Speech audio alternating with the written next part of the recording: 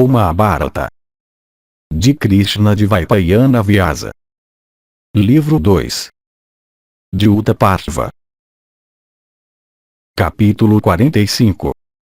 Vyasa fala para Yudhishthira que por 13 anos haverá presságios nas regiões celestes, atmosféricas e terrestres, terminando com a queda dos kshatriyas. Deprime Yudhishthira que promete nunca discutir com ninguém. Vaisampayana disse, quando aquele principal dos sacrifícios, o Rajasuya de realização tão difícil, estava terminado, Vyasa cercado por seus discípulos se apresentou perante Yudhishthira. E Yudhishthira ao vê-lo, levantou-se rapidamente de seu assento, cercado por seus irmãos, e adorou o Rishi que era seu avô, com água para lavar os pés e o oferecimento de um assento. O ilustre, tendo tomado seu lugar em um tapete valioso tecido com ouro, dirigiu-se ao rei Yudhishthira o Justo, e disse: toma teu assento. E depois de o rei ter tomado seu assento cercado por seus irmãos, o ilustre Vyasa, de fala sincera, disse: ó filho de Kunti, tu prosperas por boa sorte. Tu obtiveste o domínio imperial tão difícil de adquirir. E, o perpetuador da tribo Kuru, todos os Kauravas têm prosperado por causa de ti. Ó imperador, eu fui devidamente adorado. Eu desejo agora partir com a tua permissão. O rei Yudhishthira o Justo, assim abordado pelo Rishi de cor escura, saudou seu avô e tocando os pés dele, disse: ó principal dos homens, uma dúvida difícil de ser dissipada surgiu dentro de mim. Ó touro entre os regenerados, além de ti não há ninguém para removê-la. O ilustre Rishi Narada disse que, como uma consequência do sacrifício Rajasuya, 3 tipos de presságios, celestes, atmosféricos e terrestres, acontecem. Ó avô, esses portentos terminaram pela queda do rei dos Shedis.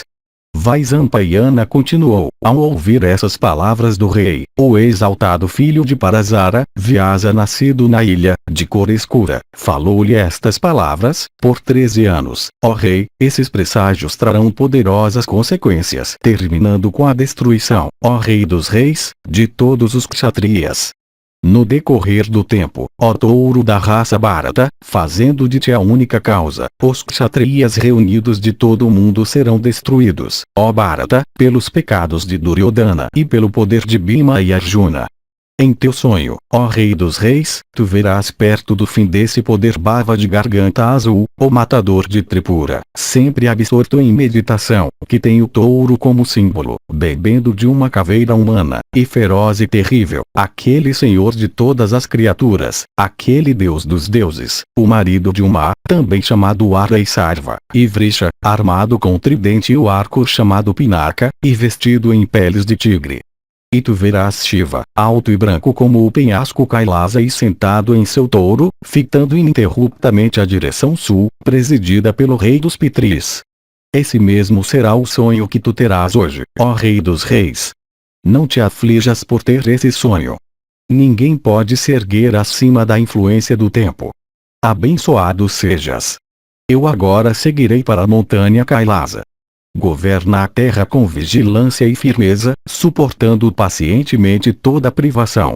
Vaisampayana continuou, tendo assim falado, o ilustre Vyasa nascido na ilha, de cor escura, acompanhado por seus discípulos, sempre seguindo os ditames dos Vedas, procedeu em direção a Kailasa. E depois que o avô tinha ido embora, o rei, aflito com ansiedade e tristeza, começou a pensar repetidamente sobre o que o Rishi disse. E ele disse a si mesmo: de fato o que o Rishi disse deve vir a ocorrer. Nós conseguiremos desviar os destinos somente pelo esforço? Então Yudhishthira, dotado de grande energia, dirigindo-se a todos os seus irmãos, disse: ó tigres entre homens, vocês ouviram o que o Rishi nascido na ilha me disse. Tendo ouvido as palavras do Rishi, eu cheguei a esta firme resolução: que eu devo morrer, porque estou ordenado a ser a causa da destruição de todos os kshatriyas. Ó meus caros, se o tempo determinou isso, que necessidade há de eu viver? Ouvindo essas palavras do rei, Arjuna respondeu: ó rei, não cedas a essa depressão terrível que é destrutiva da razão. Reunindo coragem, ó grande rei, faze o que será benéfico. Yudhishthira então, firme na verdade, pensando a todo momento nas palavras de Dvaipayana, respondeu aos seus irmãos desta maneira: abençoados sejam vocês. Escutem o meu voto deste dia em diante. Por 13 anos, qualquer que seja o propósito pelo qual eu viva, eu não falarei nenhuma palavra dura para meus irmãos ou para algum dos reis da terra.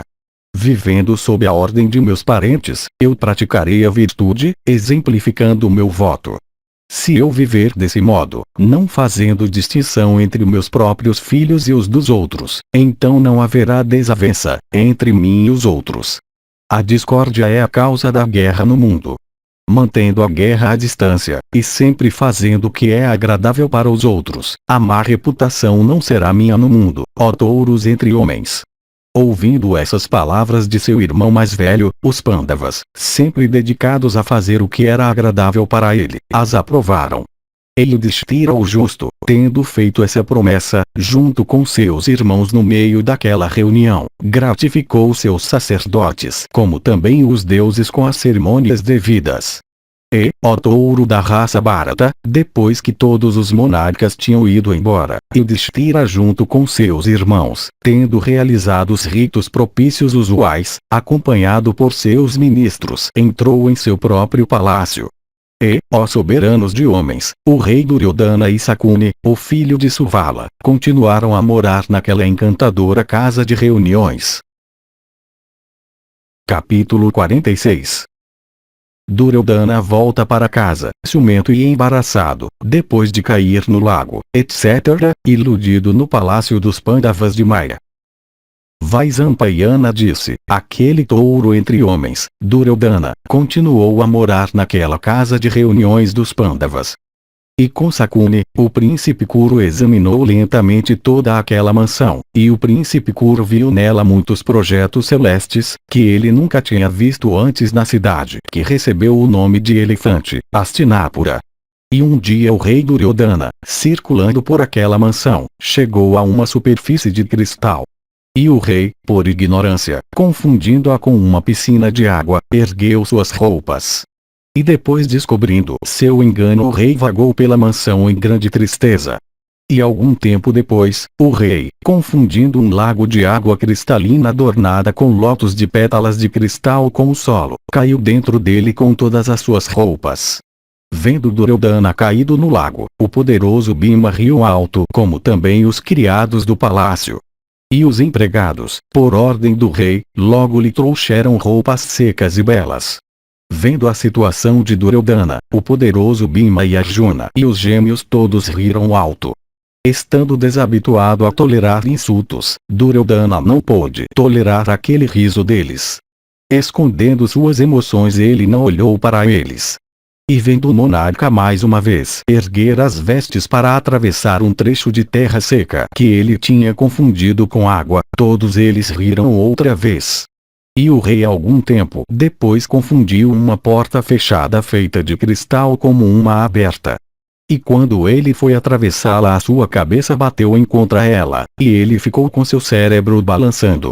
E confundindo como fechada a outra porta feita de cristal que estava realmente aberta, o rei caiu na tentativa de abri-la com as mãos esticadas. E encontrando outra porta que estava realmente aberta, o rei, achando que estava fechada, afastou-se dela. E, o monarca, o rei Duryodhana, vendo aquela vasta riqueza no sacrifício Rajasuya e tendo se tornado vítima daqueles numerosos equívocos dentro da casa de reuniões, finalmente voltou, com a permissão dos Pandavas, para Hastinapura. E o coração do rei Duryodhana, aflito pela visão da prosperidade dos Pandavas, inclinou-se para o pecado enquanto ele prosseguia em direção à sua cidade, refletindo sobre tudo o que ele tinha visto e sofrido. E vendo os Pandavas felizes e todos os reis da terra prestando homenagem a eles, como também todos, jovens e velhos, dedicados a fazer o bem para eles, e refletindo também sobre o esplendor e a prosperidade dos filhos ilustres de Pandu, Duryodhana, o filho de Dhritarashtra, ficou pálido. Ao proceder para a sua cidade, com o coração aflito, o príncipe não pensava em nada mais exceto naquela casa de reuniões e na prosperidade inigualável do sábio Yudhishthira.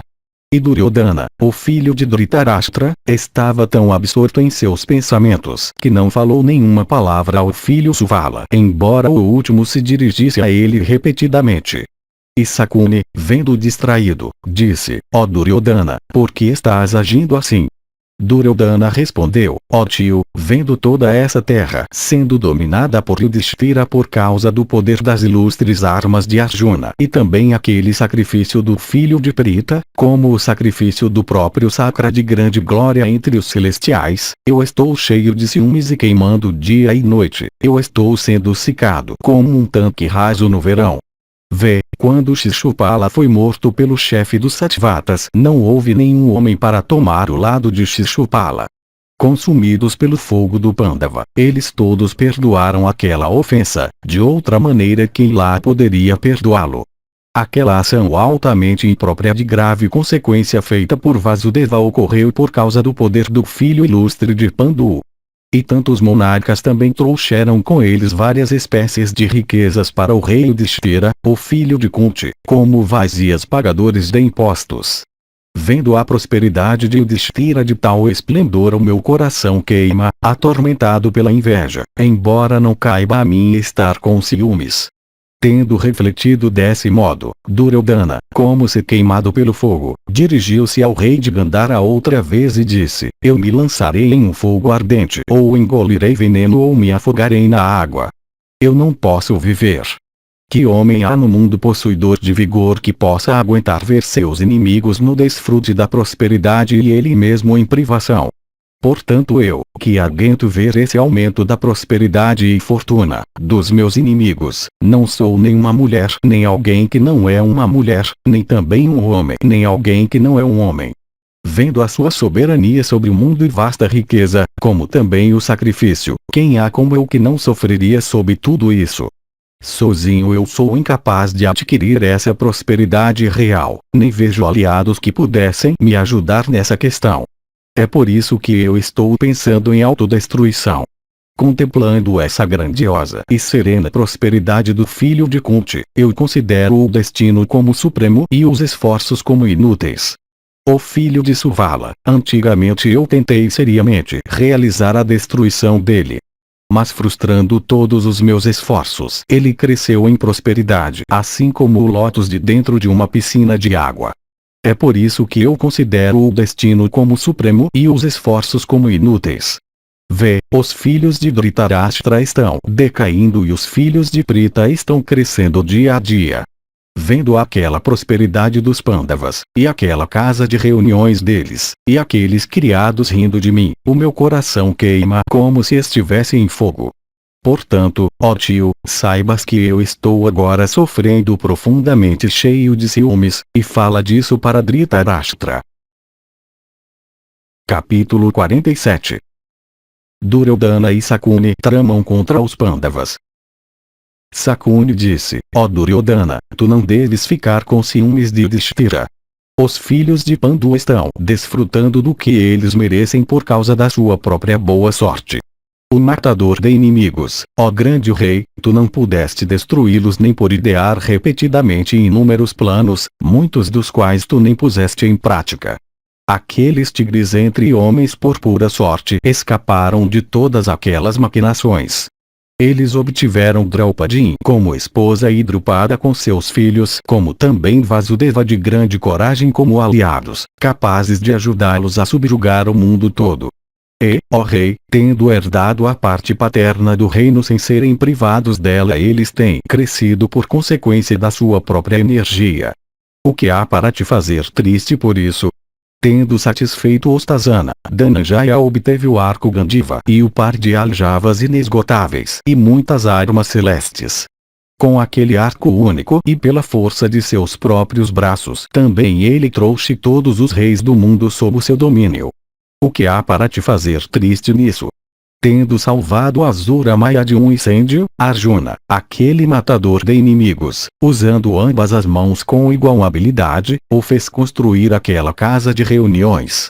E é por isso também que, mandados por Maya, aqueles horríveis Rakshasas chamados Kinkaras sustentaram aquela casa de reuniões. O que há nisso para te entristecer? Tu disseste, ó rei, que não tens aliados. Isso, ó Bharata, não é verdade.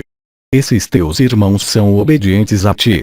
Drona, de grande destreza e que manuseia o grande arco junto com seu filho, Karna, o filho de Urrada, o grande guerreiro Gautama, Kripa, eu mesmo com meus irmãos e o rei Salmadati somos teus aliados.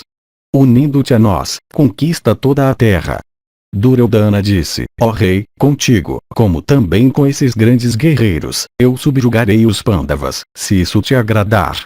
Se eu puder agora subjugá-los, o mundo será meu e todos os monarcas, e aquela casa de reuniões tão cheia de riquezas. Sakuni respondeu, Dhananjaya e Vasudeva, Bhimasena e Yudhishthira, Nakula e Sahadeva e Drupada com seus filhos, eles não podem ser derrotados em batalha nem pelos celestiais, pois eles são todos grandes guerreiros que manejam os maiores arcos, habilidosos com armas, e se alegram em batalha. Mas, ó rei, eu conheço o meio pelo qual o próprio Yudhishthira pode ser derrotado. Ouve-me e o adota. Duryodhana disse, sem perigo para os nossos amigos e outros homens ilustres, ó tio, dize-me se há algum meio pelo qual eu possa vencê-lo. Sakuni disse, o filho de Kunti é muito aficionado ao jogo de dados, embora ele não saiba como jogar.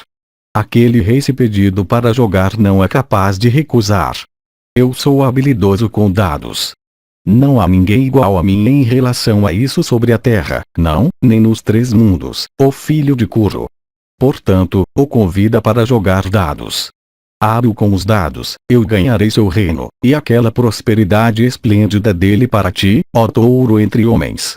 Mas, ó Duryodhana, relata tudo isso ao rei, Dhritarashtra. Mandado por teu pai, eu ganharei sem dúvida todas as posses de Yudhishthira.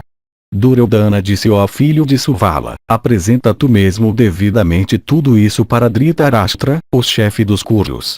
Eu não serei capaz de fazer isso.